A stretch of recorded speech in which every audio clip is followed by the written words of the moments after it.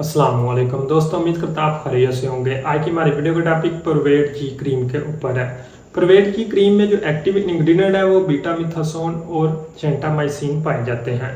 बीटामिथासोन जो कि steroid class of medicine के साथ अलग है और किसी को जिस्म में सोजिश वगैरह का मसला है, इन्फ्लेमेशन वगैरह का मसला है, तो उसमें बीटामिथासोन का काफ़ी अच्छा रिस्पॉन्स है। इसी तरह इसमें मौजूद जेंटामाइसिन जिसका तलक एंटीबायोटिक क्लास ऑफ मेडिसिन के साथ है और किसी को बैक्टीरियल इन्फेक्शन वगैरह का मसला है, यानी कि रेशे वगैरह का मसला है, पीप वगैरह का मसला है, तो उसको ख़त्म करने के लिए जेंटामाइसिन को टॉपिकली इस्तेमाल करवाया जाता है।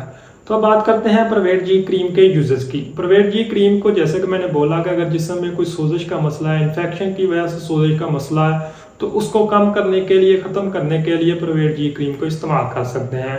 परवेट जी क्रीम को सोरियासिस के पेशेंट में इस्तेमाल करवाना ज़्यादा बेहतर है। सोरियासिस के पेशेंट में होता क्या है कि जिस्म में वाइट कलर के, रेड कलर के पैचेस बनना शुरू हो जाते हैं, तो उनके ट्रीटमेंट में स्टेरॉइड का जो कॉम्बिनेशन होता है वो बहुत ज़्यादा इफेक्टिवली इस्तेमाल करवाया जाता है।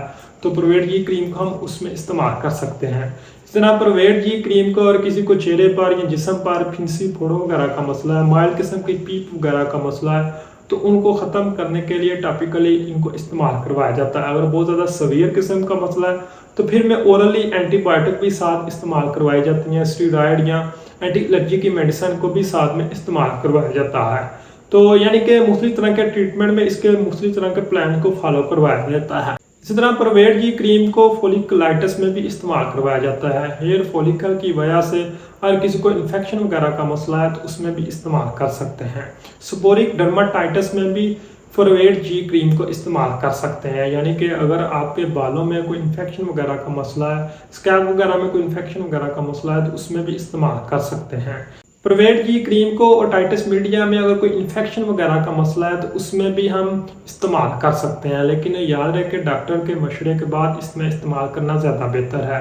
इस तरह परवेट जी क्रीम को एक्जिमा का अगर किसी को मसला है तो उसमें भी इस्तेमाल किया जा सकता है। एलर्जी वगैरह की मुख्तलिफ तरह की जो प्रॉब्लम्स होती हैं उनमें भी हम इसको इस्तेमाल कर सकते हैं। जिसमें सोजिश वगैरह को कम करने के लिए, इन्फेक्शन वगैरह को कम करने के लिए इनको इस्तेमाल किया जाता है। तो यही था तकरीबन परवेट जी क्रीम के यूजेस। अब बात करते हैं परवेट जी क्रीम को किस तरह से इस्तेमाल करना चाहिए। परवेट जी क्रीम को जिस जगह पर इन्फेक्शन है वहाँ पर बिल्कुल बारीक सी इसकी लेयर को इस्तेमाल कर सकते हैं। सुबह और शाम दो वक्त में इस्तेमाल किया जा सकता है।